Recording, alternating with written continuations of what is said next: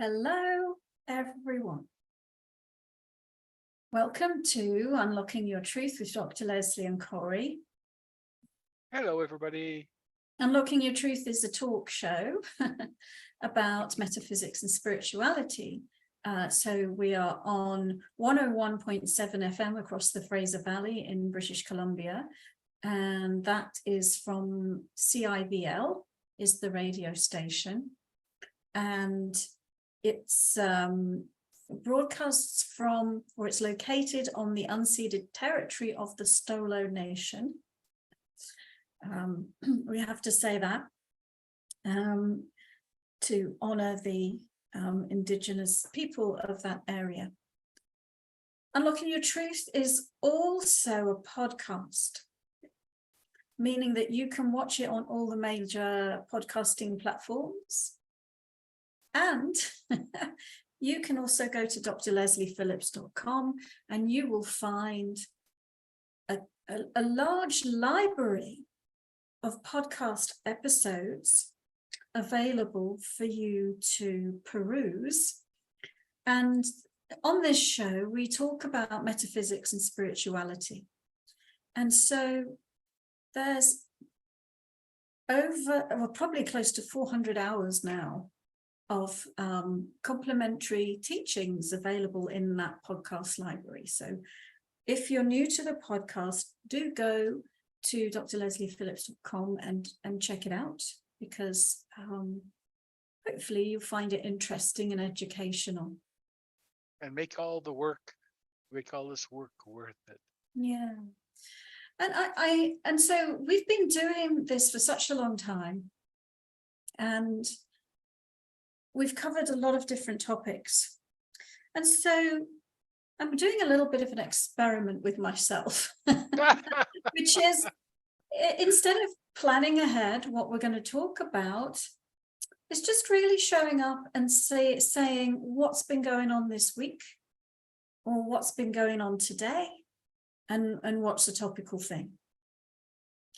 And so since we did the last show, I think one of the most topical things under our banner of metaphysics and spirituality is that there's been a lot, both in mainstream news and in what you might call the more spiritual channels.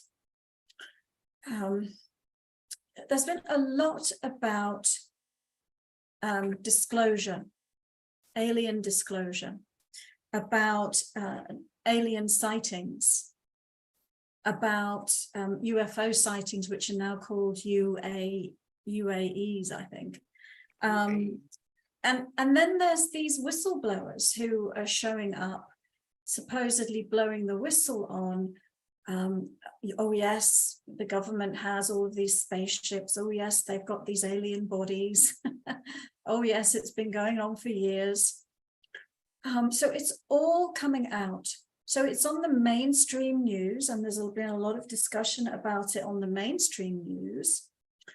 But also, a lot of the more spiritual channels and channelers have been talking about it as well.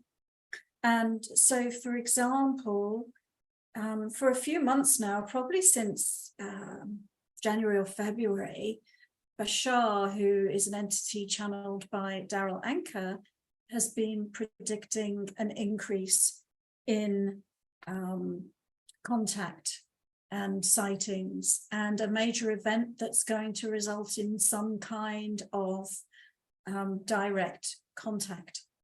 So it really is a hot topic. So that's what we talk about today.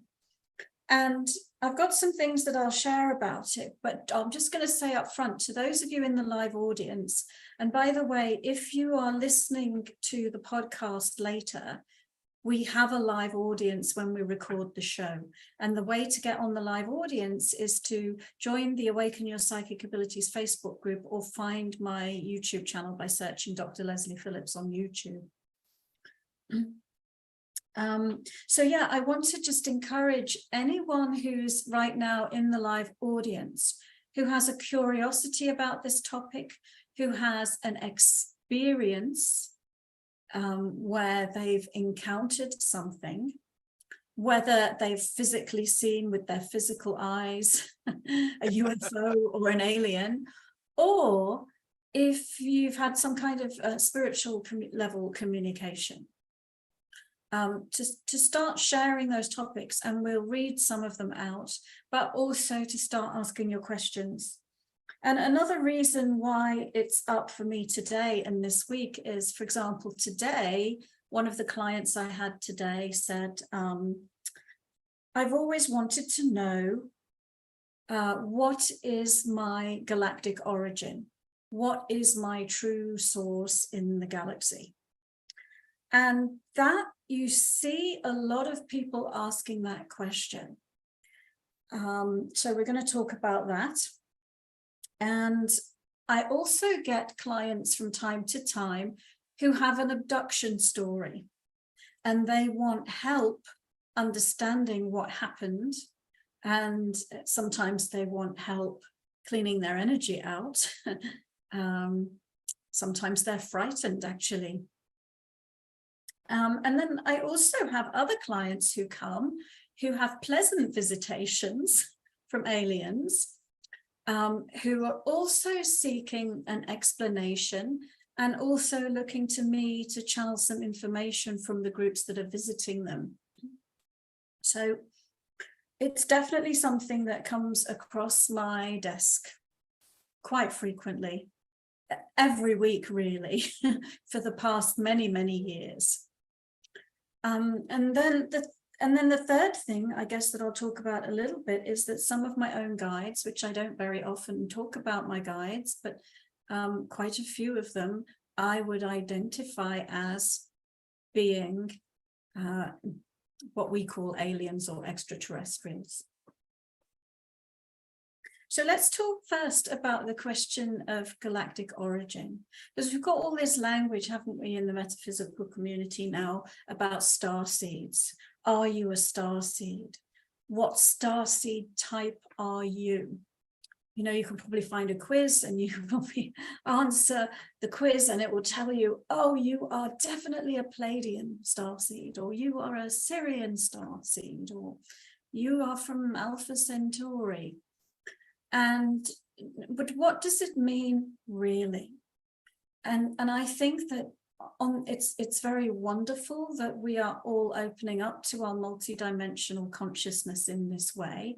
But I also think that there are some pitfalls that we need to navigate. So sometimes people are unhappy in their life as a human.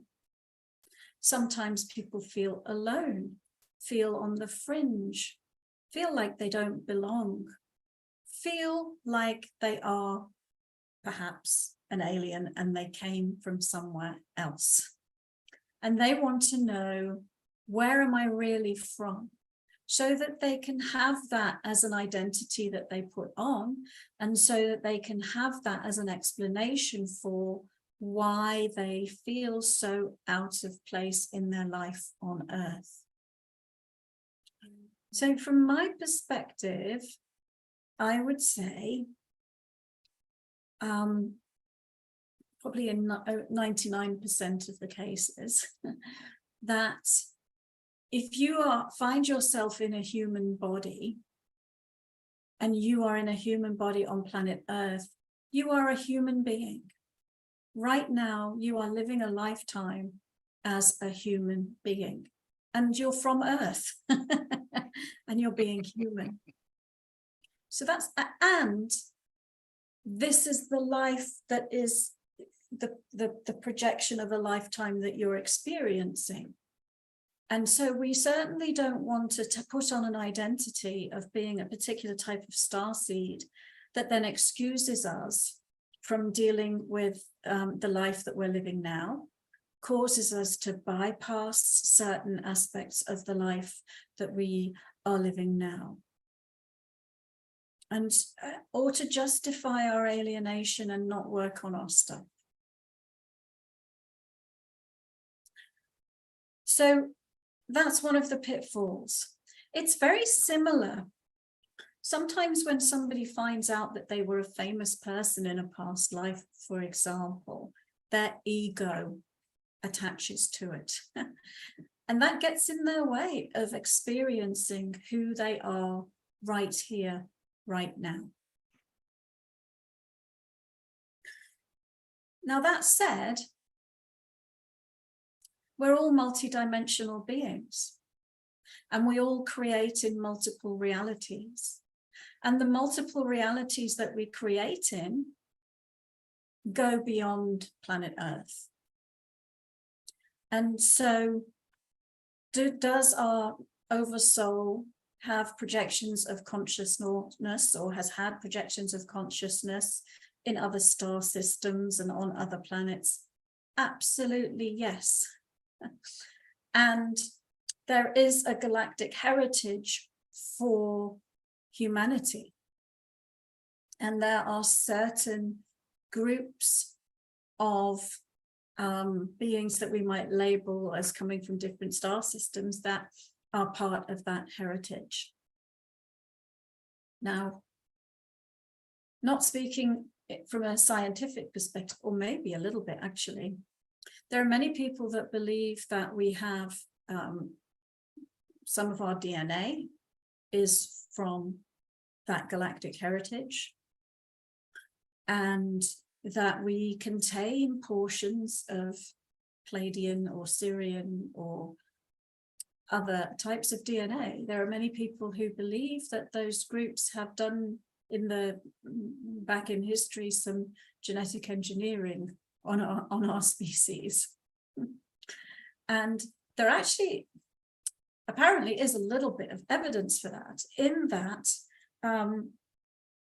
we have one chromosome less than our cousins, the apes and the chimpanzees.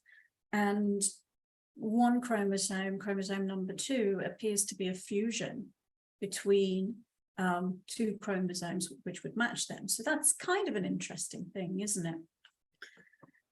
Okay, so there is this idea that we have this galactic origin, and I would agree with it. And there is there's legends and channeled information that talks about how this sector of the Milky Way galaxy was populated. And part of that story includes a constellation called Lyra, and a movement of beings from that constellation of Lyra to other star systems, such as Vega, and then from Lyra and Vega into Sirius, the Pleiades, and Orion. And then to our planet Earth. So there is this galactic lineage story that certain people subscribe to, and I kind of agree with it too, to be honest. And so that is your lineage as a human being. If this is something that you choose to believe in, then you can say, well, yeah, that is my lineage as a human being. And my soul has incarnated in these places. And so maybe there is a certain concentration of experience associated with the Pleiades. And maybe there is a certain concentration of experience associated with Sirius. And as I open up to my multidimensional being, I start to become aware of those influences. Doesn't necessarily mean, it doesn't mean that you're a Sirian now or a Pleiadian now, but it does mean that you have this as part of your galactic lineage, part of your galactic ancestry.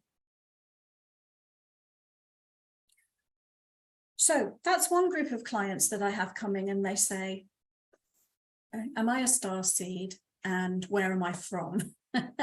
And the answer is, well, it depends on your definition of a starseed, but one definition of a starseed is, do I have galactic origins? And I would say yes to every human being on this planet.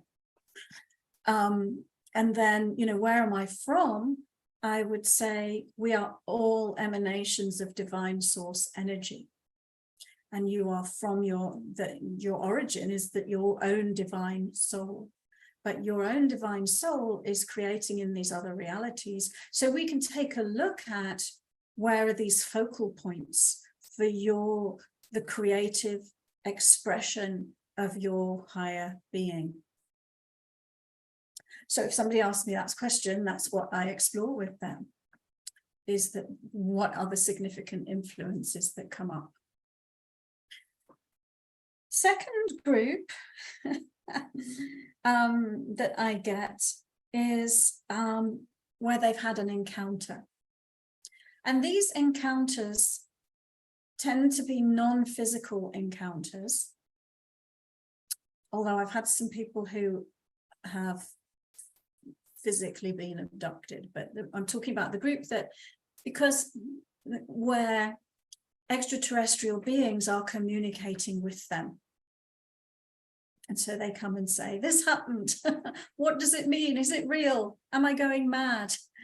And so there are particular groups of extraterrestrials who are very interested in us and reaching out a helping hand, and especially the ones from our galactic lineage, because they kind of consider us to be family. And kind of what we do actually ultimately affects them as well. So yes, people come and say, well, what's going on here? And actually that's a really, really fun aspect. I quite enjoy that, because in that, and actually I'm going to add a fourth group, but in that I've got to meet all sorts of different extraterrestrial groups, because in answering that question for that client, I've had to tune into and channel information from the group that was visiting them. And it's my perception that the universe is teeming with life and with many different groups of beings. And so I've had Andromedans, oh, here we go, Andromedans, Syrians, Pleiadians, and quite a few others. And I have to go for a break, but we'll be back after these messages. And we'll talk about aliens some more. Yeah.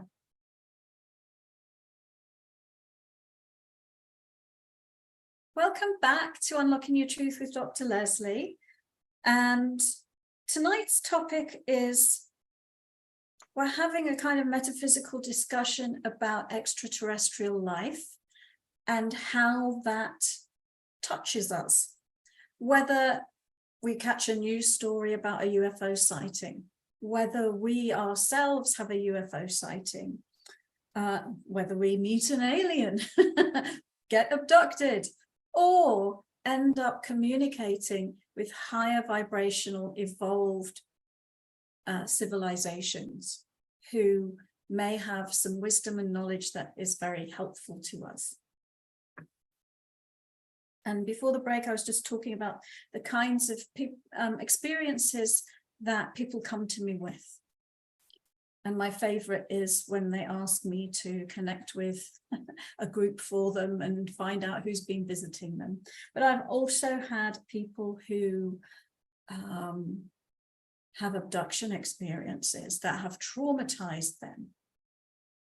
Some, you know, from many years ago, and they've been living with that trauma. And so on the whole, most of what I've encountered in my practice is really, really positive. But on the odd occasion, somebody has had an experience that's genuinely not very positive. And I would just say, if you just think about all the people on this earth, you've got some very benevolent beings and the other scale.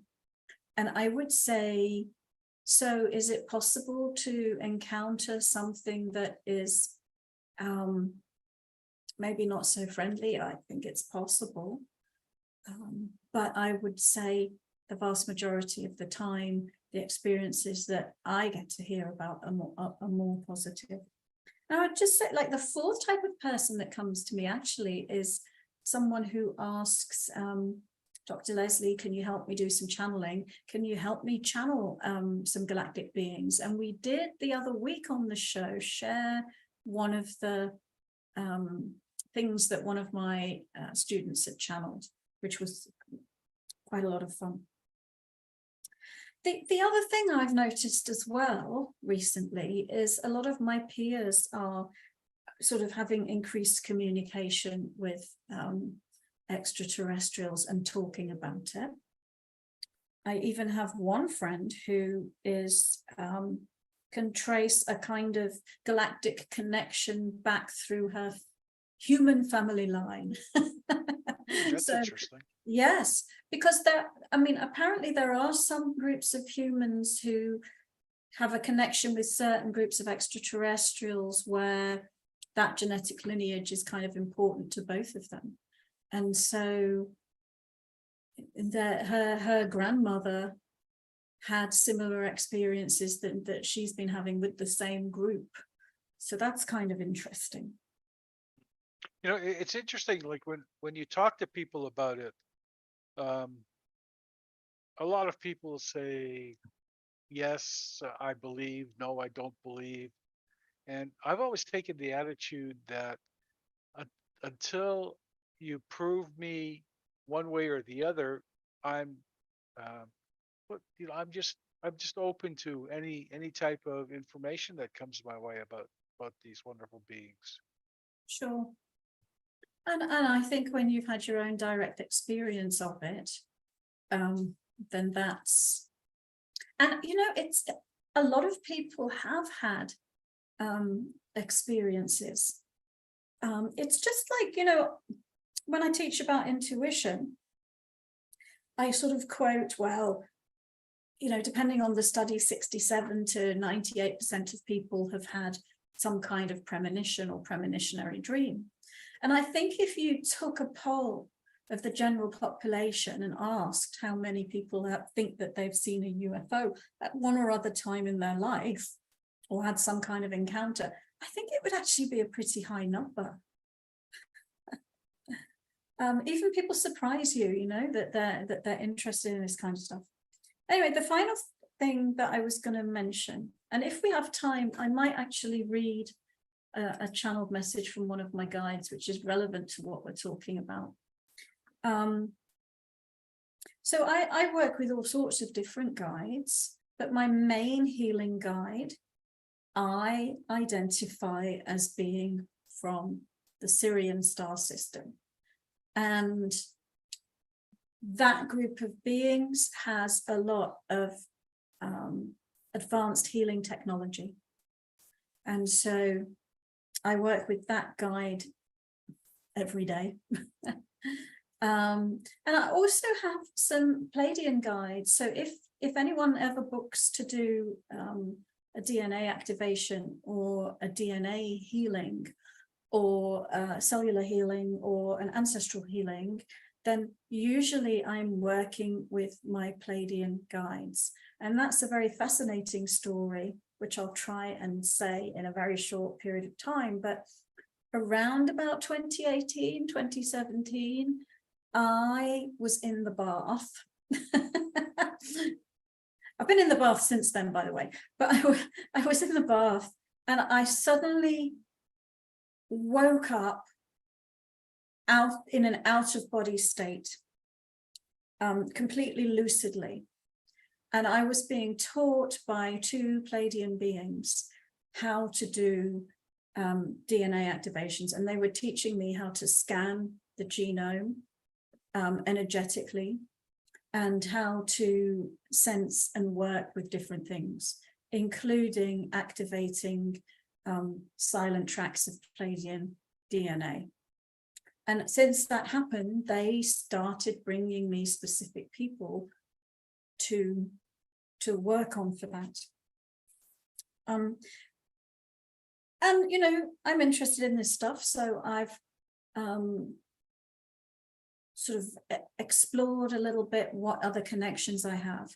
And the message that I was going to read out today, it's not too long, so hopefully we'll have time, and then we'll do questions in part 3 of the show, is I discovered that I have quite a lineage of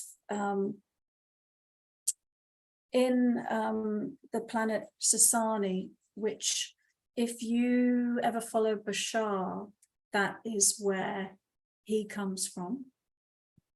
And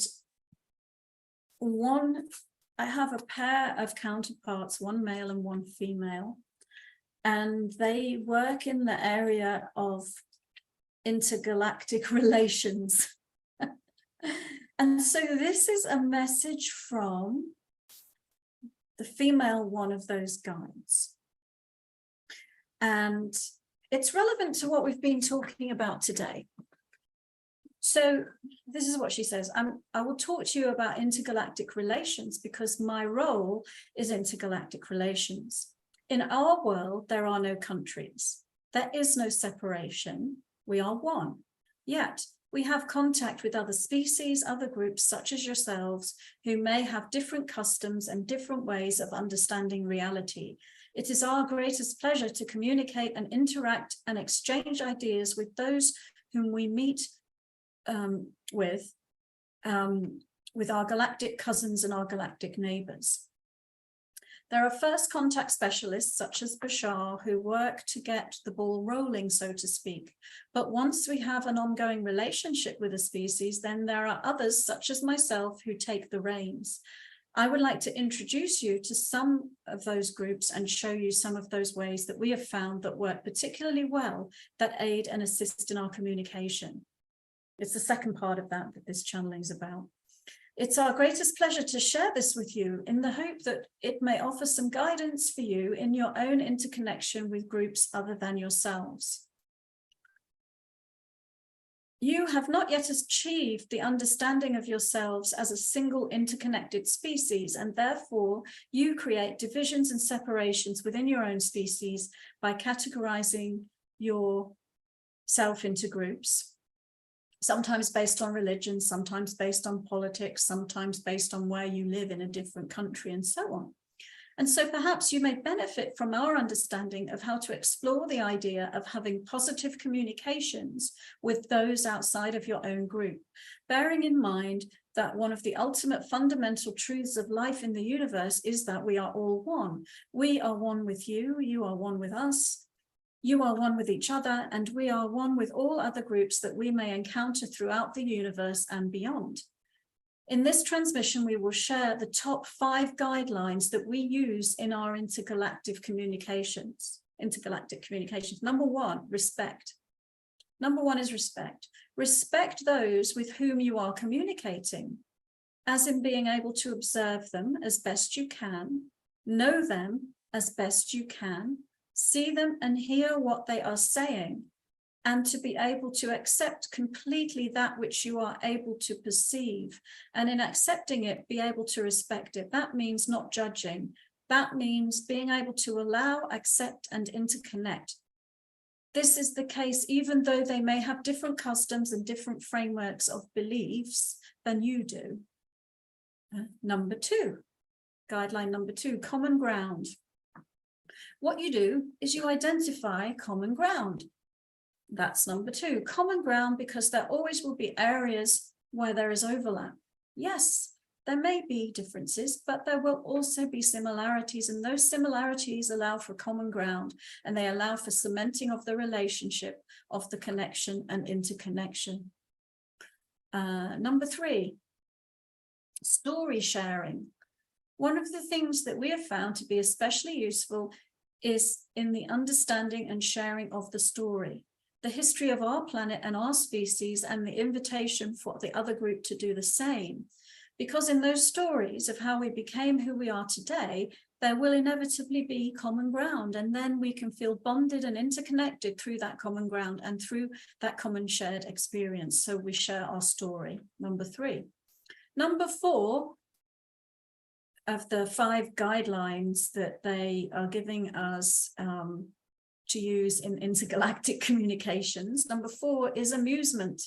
The next one is amusement, humor, and having a sense of humor, being able to laugh, being able to be amused together, being able to share a joke. For this breaks down barriers. In realizing that you each have a sense of humor and can laugh at yourself and laugh at each other and laugh together, then you realize you are not so different after all. And then finally, number 5 is oneness. The recognition that we ultimately are all creative beings under one giant, all-encompassing oversoul. We share a common origin, kind of what we were talking about a bit today, isn't it? Where people ask, where am I from? Am I a starseed? We share a common origin and we share a common destination. And we are all here essentially on the same journey, although it is expressing itself in different ways, but we are united under that one great soul, that one great being, if you will, and we are sharing the journey of separation and return to the one. So while we may feel we are separate now, ultimately we will be together and united within the one. There are many groups that we connect with and we enjoy getting to know them and understanding their culture, understanding the world they come from, their technology and their goals. Yeah, so that was a channeled message from one of my galactic counterparts. It's a bit like talking to one of your past lives or your future lives. She is not me, but she is emanating from the same oversoul that I am. And so we have an energy in common. So Corey has disappeared. So I guess oh, there he is. Is it time for a break, Corey? Or There's no need to tell everybody I've disappeared, Dr. Leslie, well, because I could tell you where I was if you'd like. oh, that's okay. Okay, well then stop. No, it's not exactly time for a break. We've got some Okay. questions and some comments. Okay, well, maybe some comments. Maybe Yeah. if anyone shared a story, we could share someone else's story before the break. But I just one comment I have. So what I was thinking there for a second is like we whenever people talk about the afterlife, right? About afterlife, they talk like about heaven or whatever, and there's always like me and you and George, Fred, Harry, Mary in there, but you never see any aliens in there,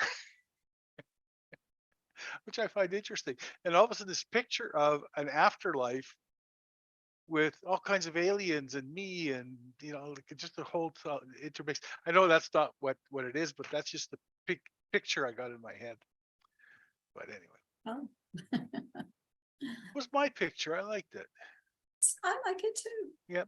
His comment from Brian says, I wonder if these increased sightings are direct results of people's vibrational frequencies going higher, kind of Yes. like the old when the student is ready, the teacher appears. Yeah. Possibly humanity is ready for that type of connection. Yeah, exactly correct, Brian. I concur. I agree with that, because it's impossible for you to observe something that you are not a vibrational match for. So that's number one. Number two is many of these craft are highly sophisticated, millions of years beyond the technology that we have. And so they actually can be, what's the word? They can allow themselves to be seen by who they want to be able to see it, and not be seen by those who they don't want to be able to see it. But yes, so the more people are awakening, then the more people are able to see it, and the more that perhaps they have permission to have that experience. Yeah. But Bashar said something about that once when we were listening to him, and he says, "But he asked the question, why don't they come more often?" And the answer was, "Well, if you were looking at an insane asylum, And would you visit, especially if they almost all had guns? You know, like, and that's what, like when you look at, are we ready to welcome them? Very small, I think only a very small percentage or Well, and of I places. think that the other thing is the way that this is happening is not through the governments. And the governments, I believe, do know that there are extraterrestrials and have had their own, activities around it.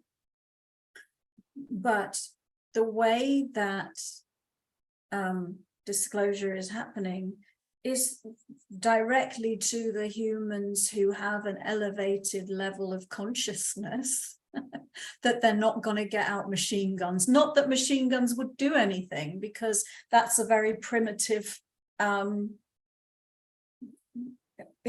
level of species. And so but I think it's happening more and more by just dropping into the consciousness of individuals across the planet, as opposed to take me to your leader. Because actually the leaders are the leaders in consciousness. Yes, And the leaders in consciousness are not necessarily the leaders in power. exactly, exactly. Yeah, exactly. Anyway, now it is time for a break, Dr. Leslie. Okay, well, we'll get to everyone's questions after the break. I like that quote. I'm going to write that down. The leaders in consciousness. Not the same as the leaders in power.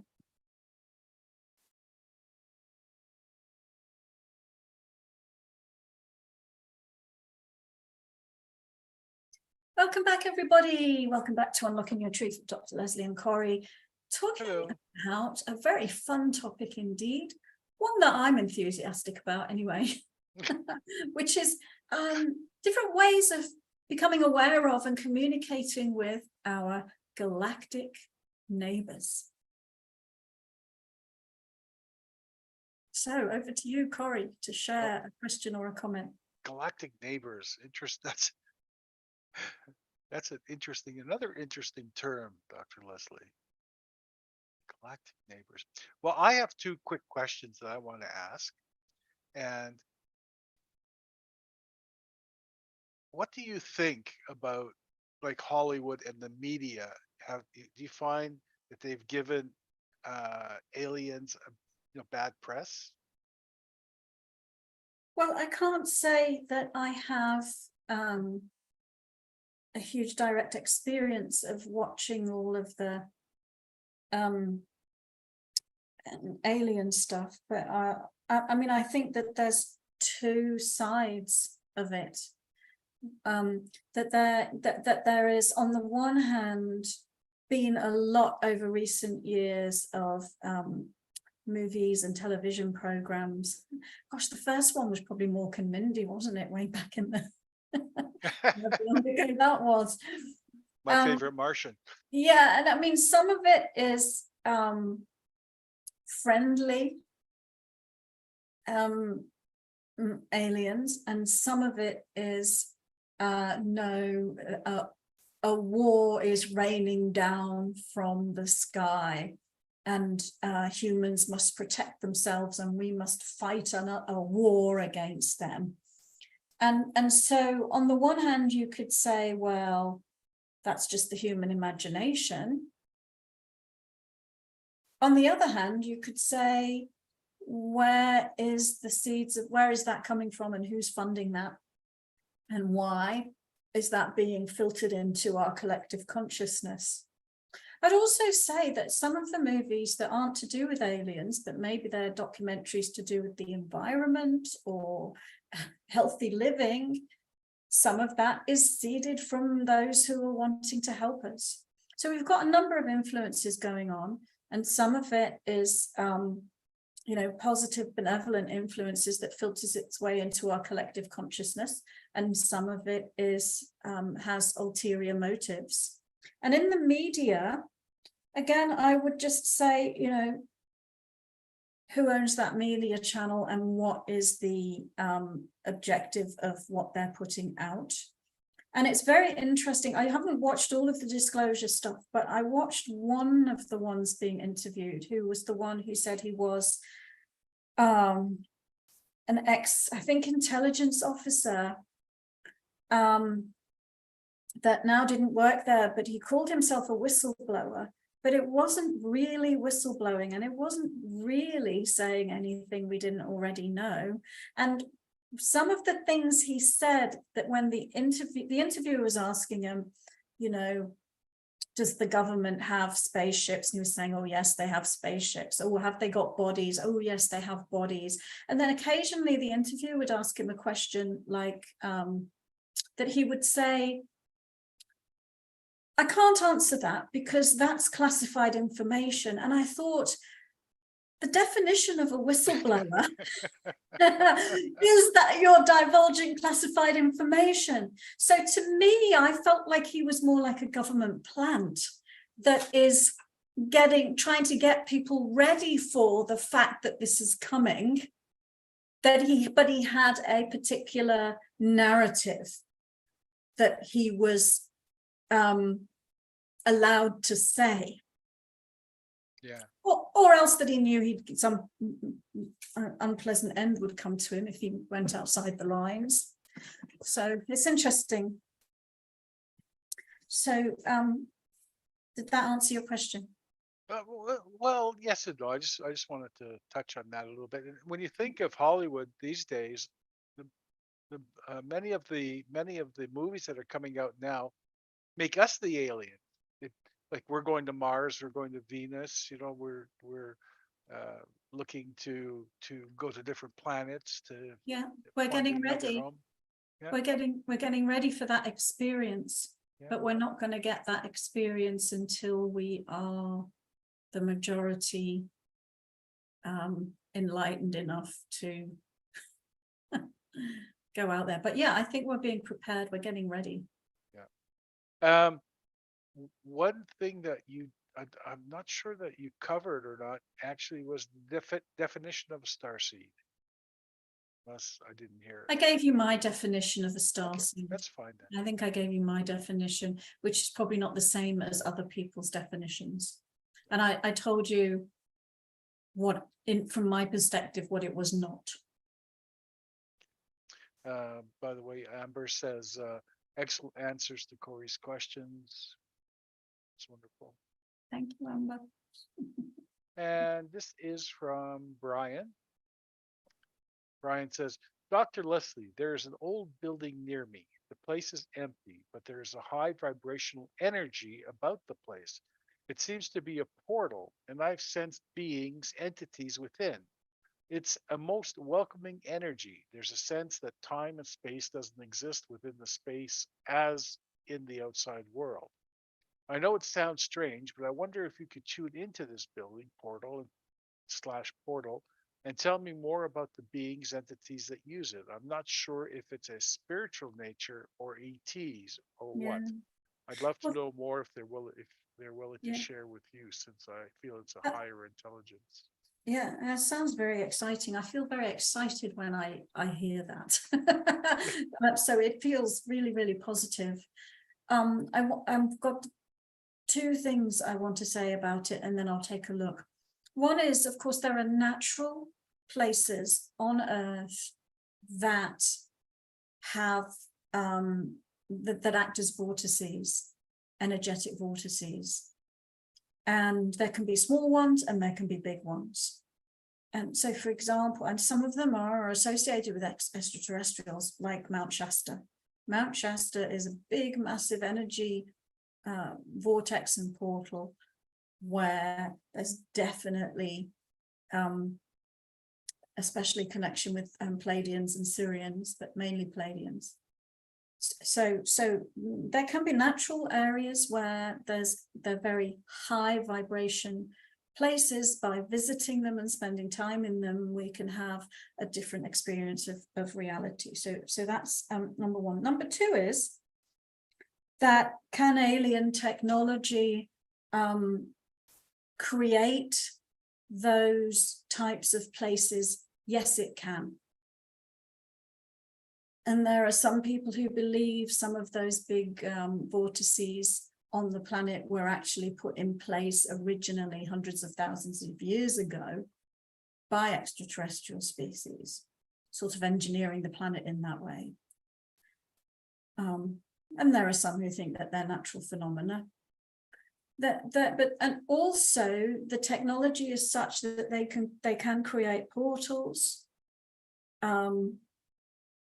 We actually had the experience of seeing like a Stargate, which is a temporary manufactured thing where the alien craft is then able to come through.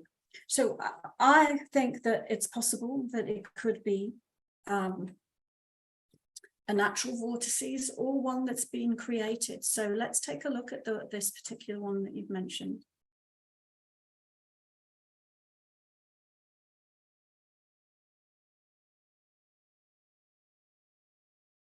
Well, the word that comes up is interdimensional.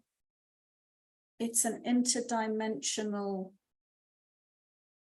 and I don't want to exactly call it a vortex. The word that came up with passageway, and I don't think that's exactly the right word either, but I'm seeing it's like an interdimensional gateway. It's an interdimensional gateway. And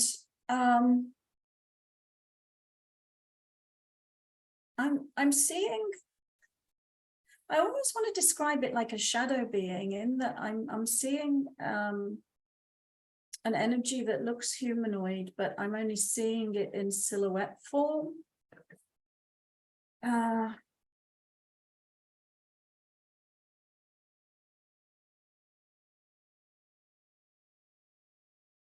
And I'm not getting much more than that. And I think I would probably have to sit in silence and really, really tune into it.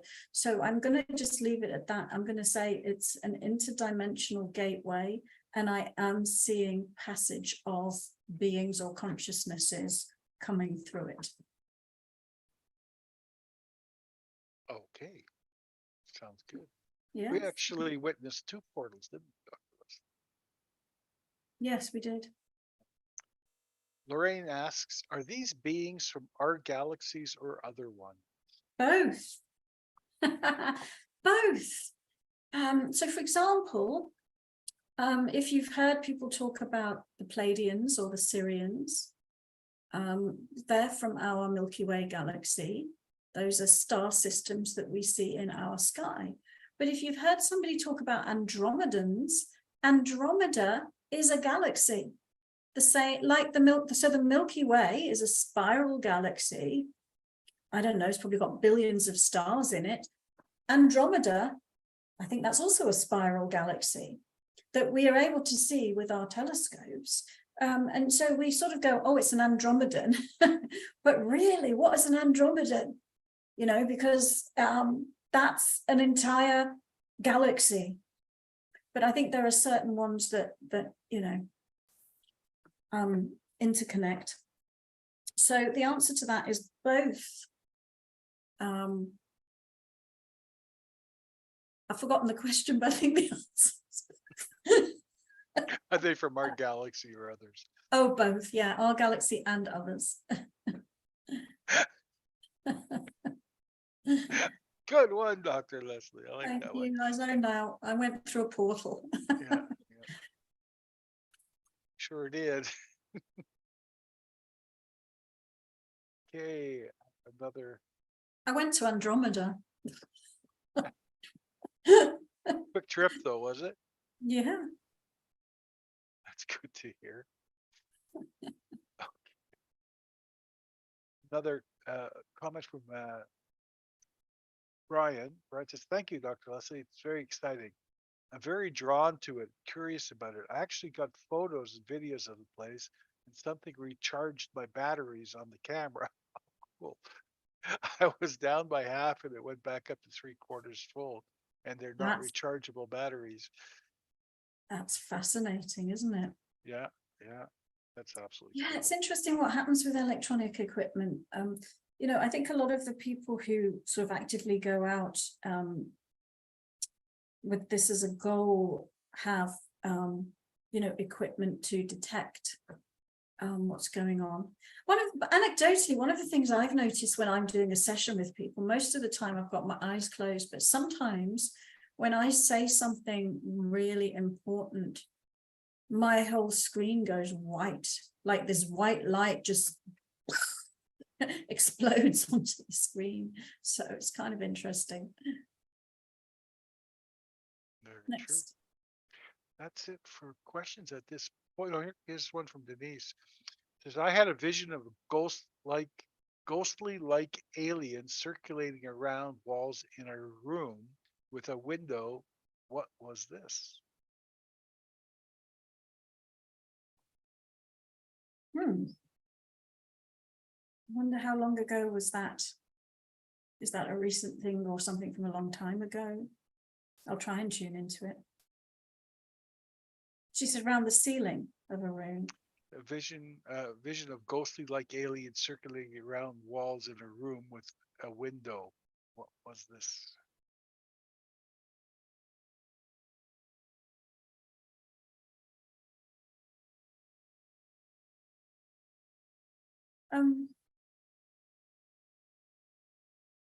I don't really know.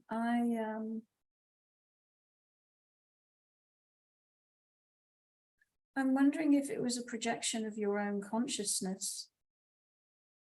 Were you falling asleep when it happened? I see what you're talking about, but it doesn't seem to have much energy in it. It doesn't seem to have much energy in it. It does feel more ghost-like than sort of animated consciousness.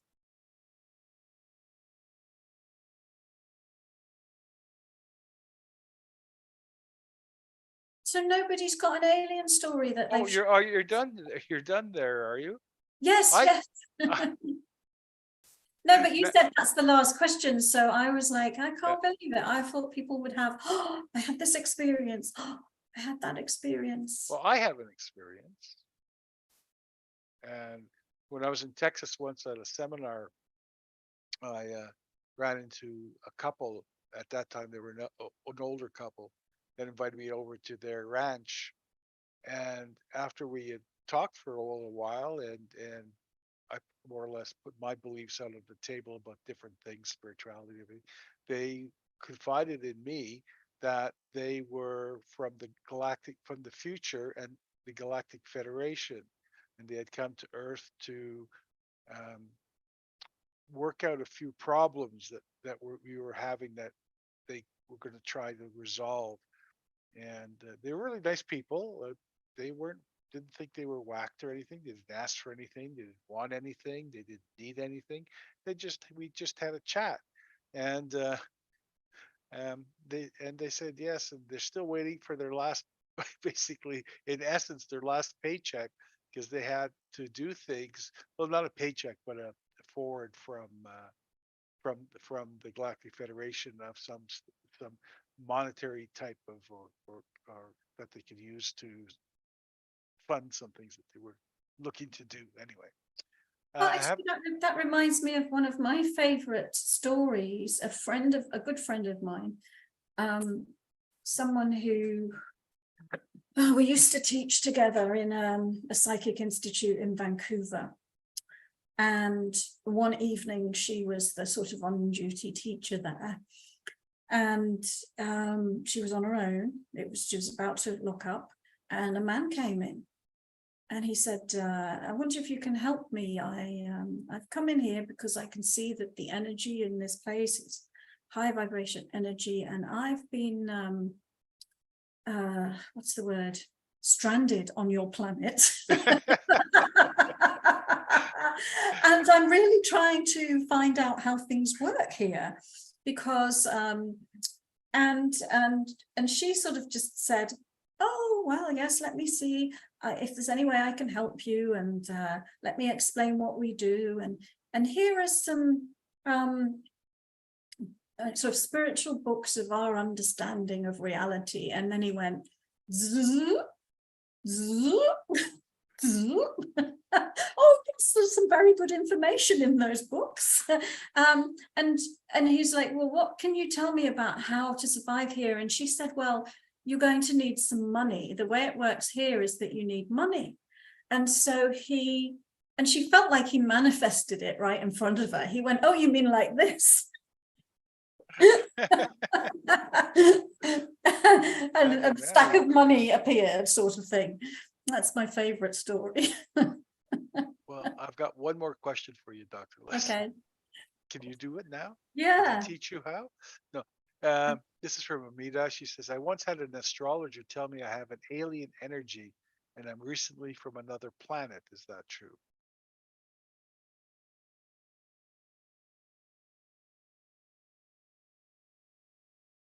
Well, that's interesting, Amida, because I don't know if I've ever given you a past life reading.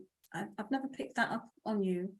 I have had people come for past life readings where it's like you don't have any past lives on this planet. You definitely are for somewhere else. Elon Musk is like that, by the way. But for you, let's have a look. I do feel like you've had lifetimes on this planet.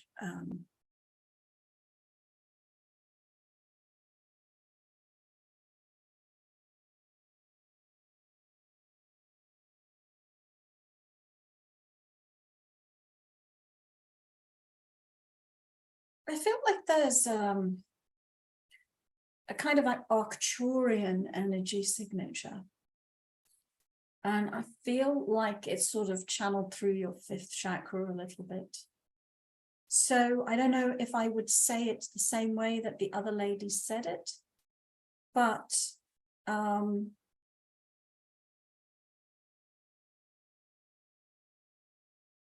feel like there's an Arcturian influence or connection.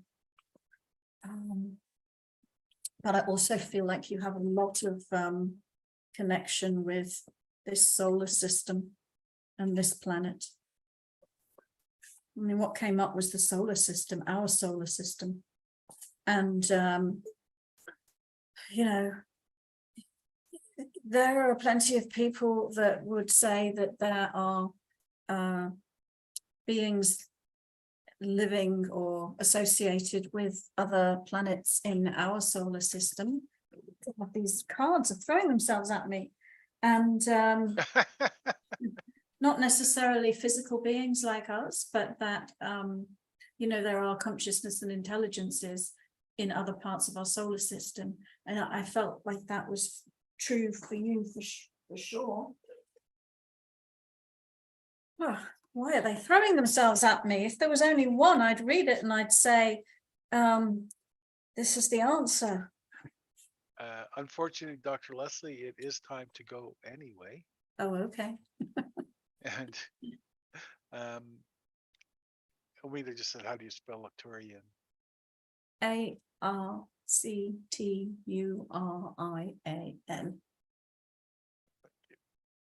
That also might be a Zeta Reticuli. Okay, that's wonderful. Element. And we're going to go now and see you next week, folks.